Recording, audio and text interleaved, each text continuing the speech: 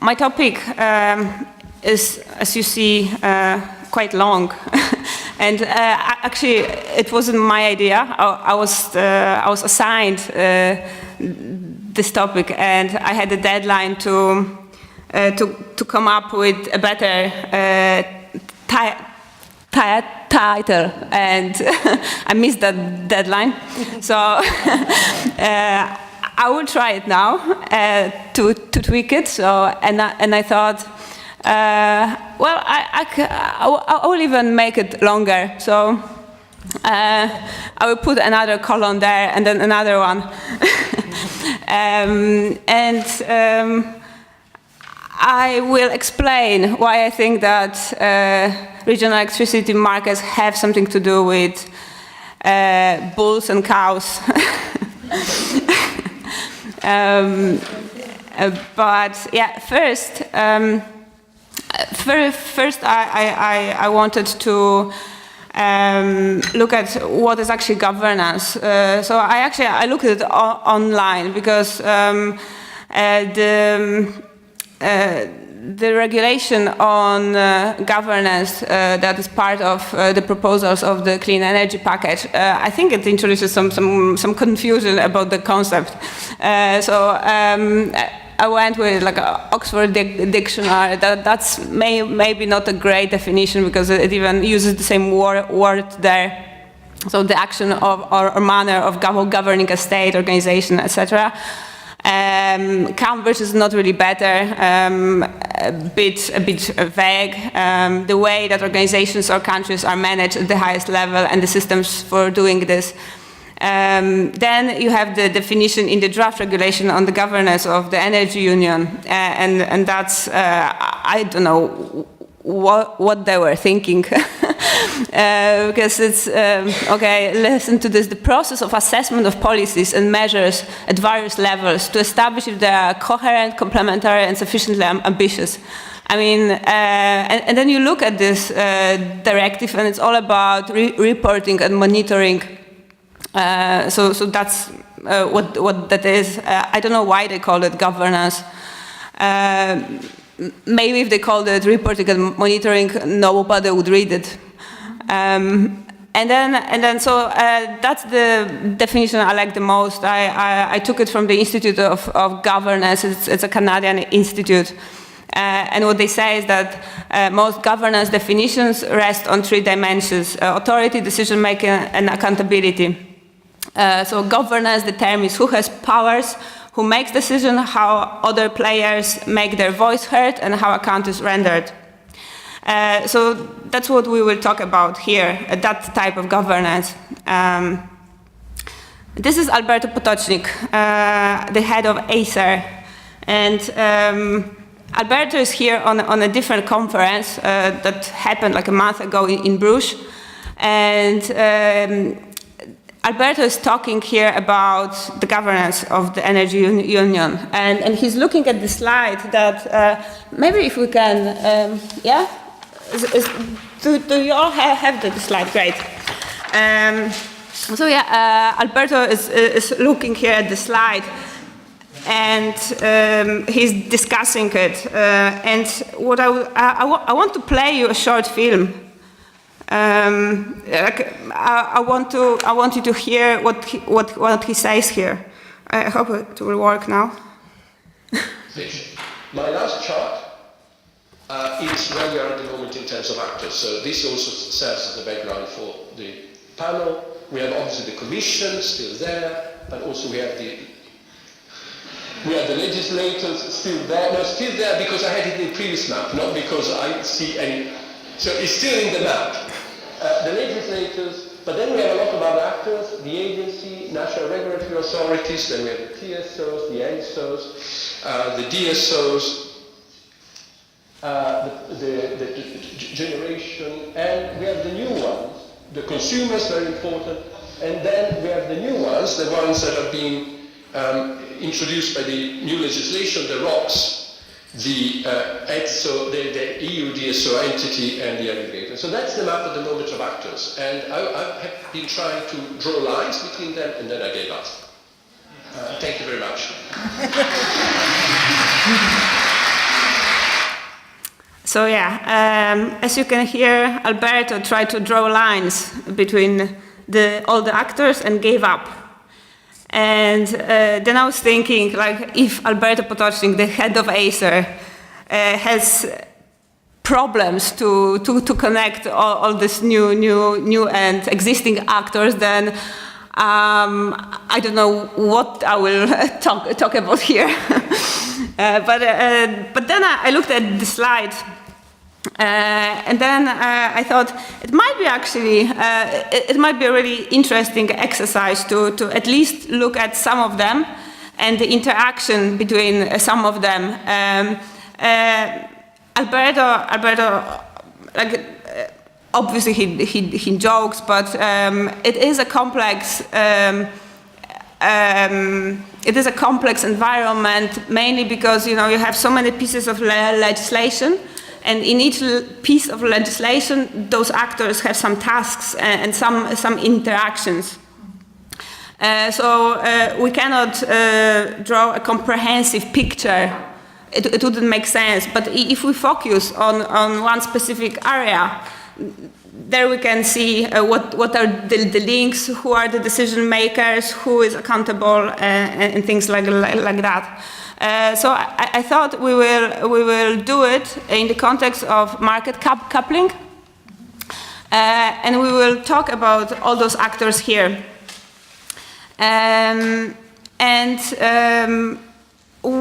You have also another. Yeah, please. Do you want to ask? Yeah. Just a comment maybe. I think if we talk about market coupling, we would have to add quite a lot of actors here, such as the coordinated capacity calculators. Yeah. Because I was also trying once to visualize the regulation process, and just as Alberto Potocznik, I gave up at some point because it was becoming too complex who spoke with whom and who. Yeah. Yeah, no, like it's that would be an attempt from my side and from everyone else's side, because you have this other slide with you. Everyone has it. It's this mapping exercise. So I was thinking that it might be an interesting exercise if we can all map them. I mean, not all of them, but the actors that we'll be talking about. And just to explain this, so on this vertical X, you have the level of where they are acting. So member state level, regional level, EU level. And then on the horizontal X, I thought it's interesting because there are so many new actors. And a lot of and some of those actors are really not used to regulation. They are completely new to being regulated. So I thought it might be interesting to see where they are placed in relation to their exposure to regulation. So just for example, Acer is obviously a cow. I work for the energy regulator. We are cows as well here. Exactly. We are tamed. We are public. So as you can see, what you can do is either to just put like a point in the space, or you can use some sort of, you can cycle some sort of area where you think those different actors that we'll be talking about can be placed. And we will be talking, we will focus on NEMOs. And when we will talk about, with respect to NEMOs, first I would like you to, put it on here, like put it somewhere in the space, but then also think where would you want them to be? So not where they are now, but where they should be in terms of their exposure to regulation. And we will do it after this presentation. So like you are already grouped in teams. So it might make sense if you could work in teams and talk about this then, yeah? So just bear with me, Jesus. Yeah, I need to speed up. Just to explain what market coupling is in the first place. So it's a way to optimize the use of cross-border capacity by coupling the order books of different power exchanges.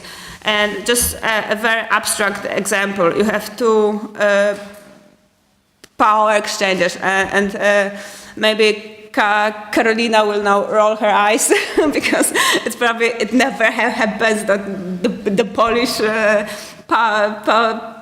power exchange exports something to I don't know, but it's just an example, right? So say that Nord Pool have when they take all their sale orders and purchase orders, they have a surplus of purchase orders, and the Polish power exchange has a surplus of sale orders. So that 50 orders that can be traded across the border, provided that there is interconnector capacity. So basically, market coupling, what does it mean is that you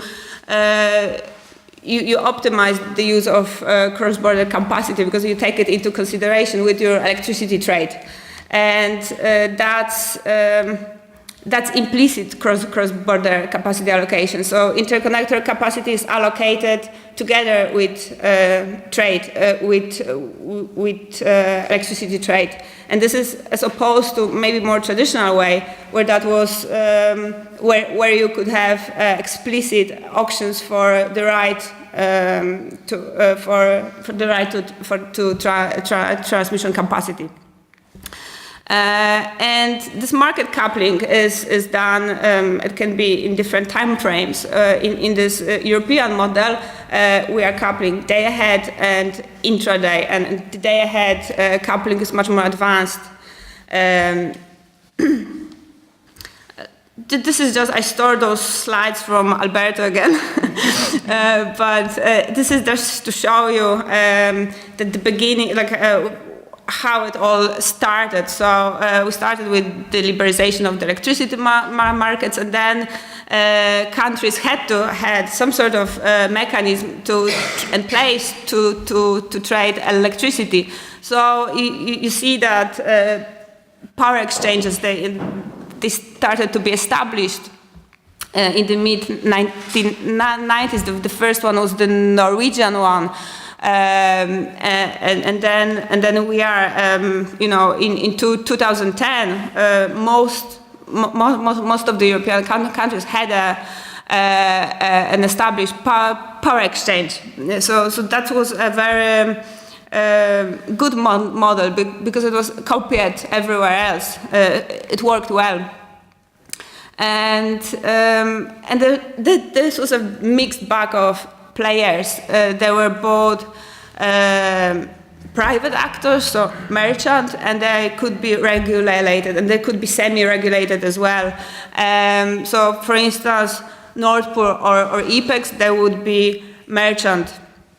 A regulated power exchange you have in Italy or in Spain or in Greece.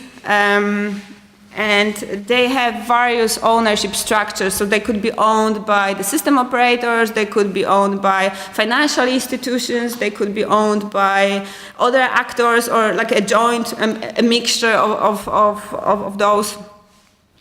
And maybe a very important point here, and it's a kind of it's a part of this of my key takeaway message, is that some are really well established corporate busy businesses who have never been regulated before, and so like their exposure to regulation would be really small. And they have deep pockets. It's a lot of money involved as well. So big players, and Nord Pool and EPEX are the biggest of them. Another point, and another slide stolen from Alberto. is that this is just to show you that the beginnings of market coupling was purely on a contractual basis between power exchangers and the system operator of countries that are neighboring, and that was supported by the regulatory authorities. But that was completely voluntary process. And that worked really well, like more and more countries joined. And now, then came CACEM, and I will explain everything what CACEM is, but it imposed then a mandatory legal framework. So the important thing is maybe that, if you think about this, all those contractual arrangements that were, like there's a huge investment cost for all those parties involved in those contractual arrangements, and then come mandatory European law, and they now suddenly need to renegotiate all those contractual arrangements. It's just I'm leaving it there because I don't really like it. It might be a good thing to have like a common model, but I think there was a lot of cost already made on a voluntary basis before CACEM. So what is CACEM? It's a Commission regulation which establishes a guideline on capacity allocation and congestion management. So it's basically, it was the first of EU network codes which entered into force. We've already talked about network codes, but I wanted to, have this definition here as well, or so just to explain, those are the technical rules on cross-border market integration issues. They are developed by ENSO-E and ACER, and they are adapted through comitology. I think tomorrow there will be a presentation that will deal specifically with network codes. And that is as we said before, it's technical backbone of EU law. And you can compare it to the national grid codes. It's not really exciting to read or anything, especially if you don't have this technical background. It's just like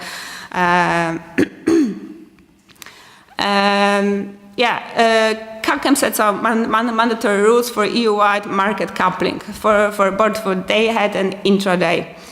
It governs, on one hand, the activities of TSOs, which are related to market coupling, and on the other hand, it regulates power exchanges. And I put power exchanges in brackets because CACEM does not mention the word power exchange. It only regulates a certain set of activities that relate to market coupling, but in reality, it's done by those power exchanges. And while governing TSOs is something that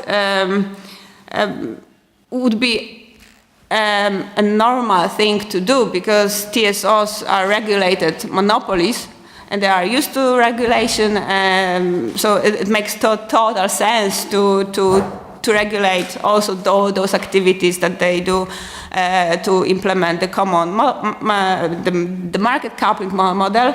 There might be a red flag when you think about the other bit of CACEM. And we'll take a closer look now about this on this. So in terms of power exchanges, so CACEM comes up with the term nominated electricity market operator.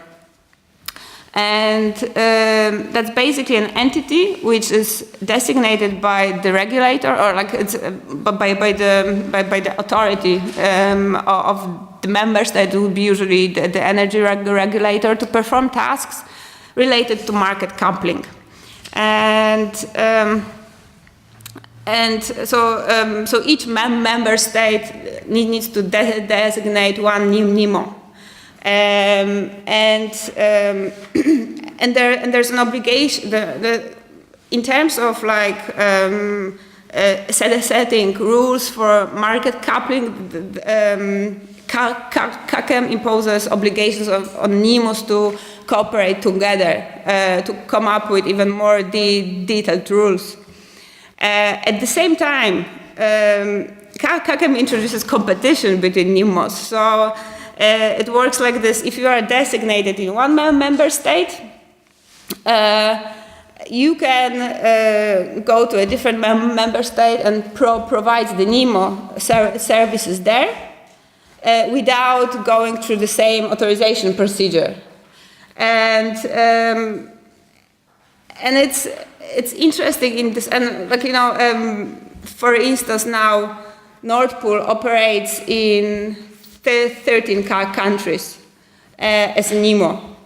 And I think IPEX in 6 already. And they are applying to other countries as well. And I just want to draw your attention to this tension between competition policy and regulation there, and also put it in a wider context, because when CACEM was drafted,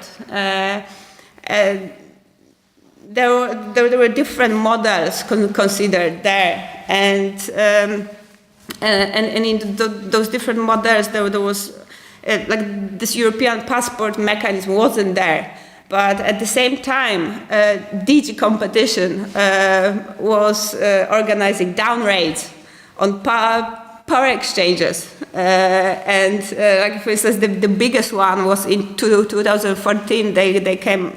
There was a cartel settlement. So the European Commission said that Nord Pool and IPEX, they shared markets and imposed a heavy fine of 6 million euro. I mean, maybe not that heavy given that they are big companies, but what I want to say is that there is this tension between and clash between DG Competition and DG Energy. So it was a lot of pressure from DG Energy, DG Competition to introduce this competition between NIMOs.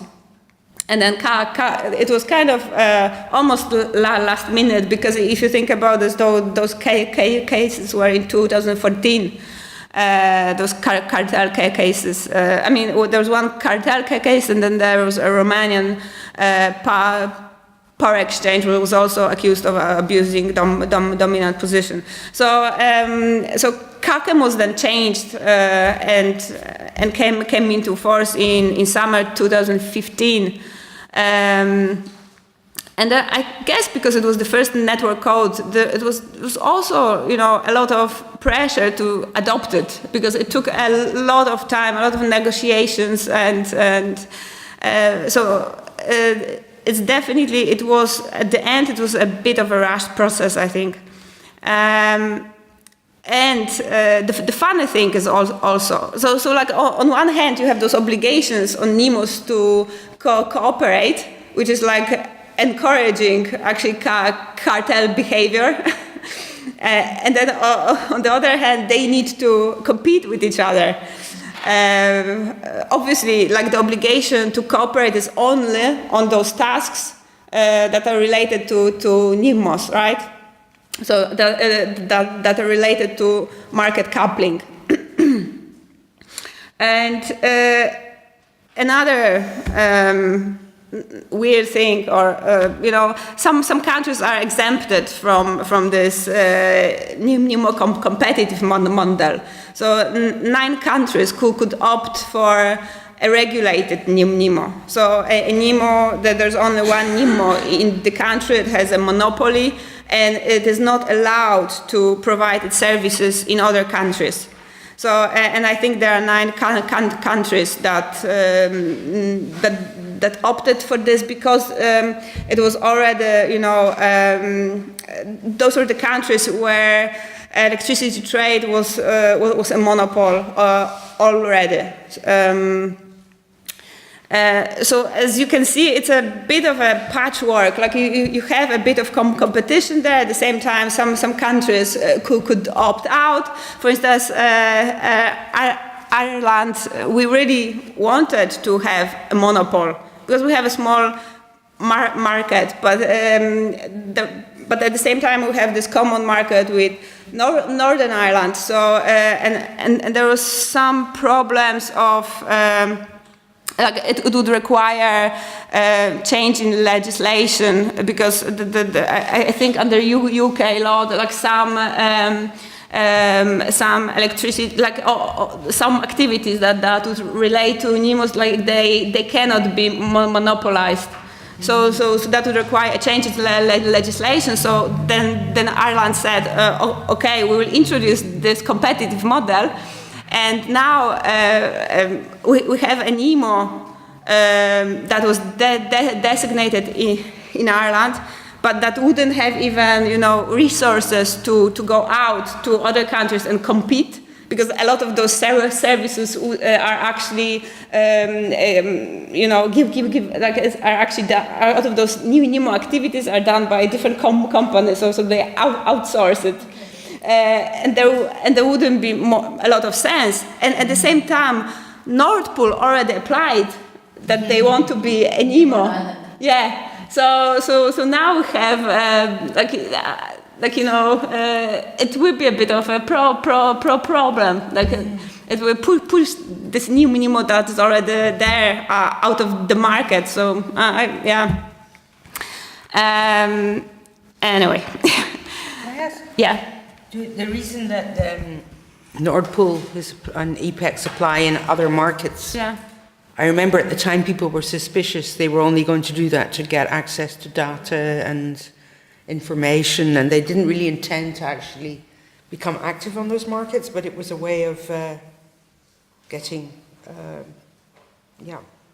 access to information that was proprietary, that power exchanges had developed, algorithms, that kind of thing. Is that what's happening? Yeah, I think so. Yeah. Mm. Yeah. Are there any countries where you have more than one NIMO, or is it only one for member states? No. Like for instance, Nord Pool. I mean, like for instance, Nord Pool is in 16 countries now. No, 13 countries. So like at the same time, each country has its own NIMO designated, which means that they're already in competition there. Yeah. And another thing is that in terms of supervision, so NIMO is supervised by the home authority. So the authority that gave it, it's like designated it, even if it operates in other kind of country. So basically, like if you are a regulator, and now like for instance, we in Ireland, if Nord Pool comes in, we have no direct supervision over it. It's the Norwegian regulator, and then you might wonder that there need to be a lot of information exchange then between the regulators. Otherwise, like how would that work? No. So that's not regulated at all anywhere. So, like you have this CACM regulation, which provides a framework, but all the rules and procedures and like who is accountable, who is liable, it all needs to be worked out on a contractual basis. Yeah.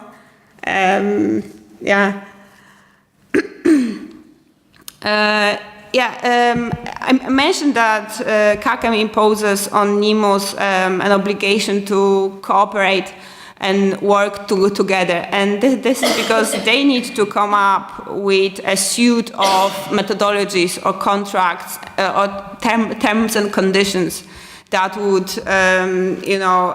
create a basis for market coupling. And how do they do it? Like, they need to work together, right? So they created a NEMO committee. And this NEMO committee comes up with proposals for terms and conditions and methodologies. And there are voting rights. So basically, they need to consent. Like all the, like, if it is, because there are basically three ways for setting those terms and conditions and methodologies. Like, if it concerns the whole market, it's the NEMO committee. If it concerns only a couple of, NEMOs from a couple of member states, it's also NEMO committee, but then only those relevant NEMOs. Or it can be one NEMO. But like, we will talk only about those decisions and those decision making that relate to the process where all NEMOs need to come up with something. The consensus would be the preferred way.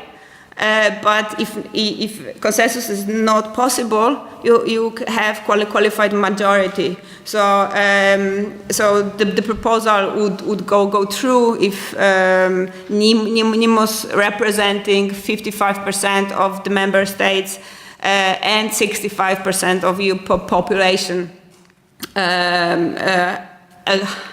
agree. And you can have veto from NEMOs representing at least 4 member states. But if you think about this, Nord Pool being in 13 countries, IPEX in 6, and a lot of those countries, like 9 of them would have monopolies, so there will be only one NEMO. I mean, who actually decides them are the big guys. And Nord Pool is registered. Yeah, exactly. That's another thing. It's not even EU. Yeah, that's a good point. Once NEMO agree, and think about this, like, they need to compete with each other. So NEMO and Nord Pool hate each other. And they suddenly need to be in one room and think of a joint proposal. It's it's interesting. And once they have this proposal, that needs to be approved by all regulatory authorities. And that's another thing. Like, CACEM would not regulate it to that extent. It only mentions all regulatory approval. So the regulators had to come up with a process. How do they, get those proposals? And just to give you some numbers, there would be around 40 TCMs, so those terms, conditions, and methodologies, where you need all regulatory approval, and around 30 for the regional, so where only a couple of regulatory authorities of a region need to agree.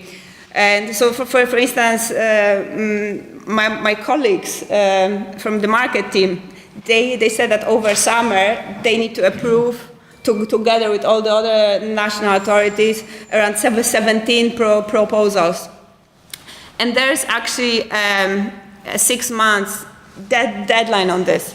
So there's definitely some time pressure there. So CWR took a lot of, like a very active role in coordinating this process of approval. There was a special working group set up, all regulatory authorities working group and a subgroup of it, which was already existing, electricity regulatory forum. They process those proposals. And there are also task forces at the lower level. So, like, this whole regulatory framework that was set up on the basis of CACEM, just arrangements with no legal basis at all.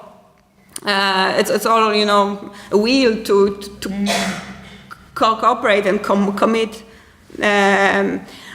If the regulators don't like the proposals, they can request an amendment, and then NIMO have extra 2 months, and the regulators would have extra 2 months to approve it. And for instance, like a plan to set market coupling operators, so-called MCO plan, has been already twice rejected by the regulators and sent back to NIMOs because they just didn't like the quality of what's there. To compare with the system operators, transmission system operators, because, like as I said, CALCEM puts obligations to come up with proposals on the system operators and on NIMOs. And if you compare those two processes, the process of proposing and approving TCMs from transmission system operators is much smoother. So, like you can see that those actors that are already used to working with the regulators because they are monopolies and they're used to drafting joint proposals. It just, in practice, it works much better. And NIMO, from what I heard, all those meetings that are, because then also, like, you know, if there is an issue, there are all NIMO and all NRA coordination groups that meet, and then they, where the regulator can provide feedback, what was wrong with this proposal, what we want you to submit. It's all about costs. It's all about money, and it's really hard to say, yeah, but we care about the consumer. It's like no, it's a big money involved. And then if all NRAs don't agree, like they fail to, they can also request ACER opinion. But if they fail to agree, then also ACER can step in. But, you know, I don't think the regulatory authorities would be willing to give it to ACER because, you know, it admits that they couldn't make it. And then, you know, it's also the whole proposal is out of their control more. So, like, you know, it's better. So that is why that in the middle, that middle bit, the coordination and cooperation and the will to actually approve within the required time frame is really important. But in the clean energy package, what was proposed now is that you don't have this middle bit. So now it would go according to the proposal in the ACER, the directive for regulation. Yeah. That it would be, it would come, so ACER would take up the regulatory role there. Does Alberto know that? I hope so. Yeah. Some conclusions.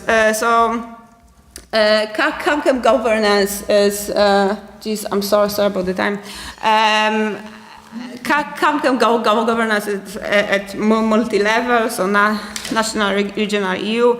It's more multi-actor, so you have both public and private entities. And as I said, some are not really used to being regulated. That mandatory legal framework replace contractual arrangements. There is clear tension between competition policy and regulation, and CALCEM sets a high-level legal framework which leaves a lot of scope for interpretation by the parties involved. So what the regulator is struggling now is actually, you know, how to interpret the bids that are not there and who decides on them. Especially that, you know, NIMOs are quite big and they lobby strong and they have, you know, a set of lawyers there as well to support their case. So in the end, it's just like a learning curve, and I'm not sure if you are familiar with the saying "flying by the seat of pants." So like you are just like, we don't really know what to do, but yeah.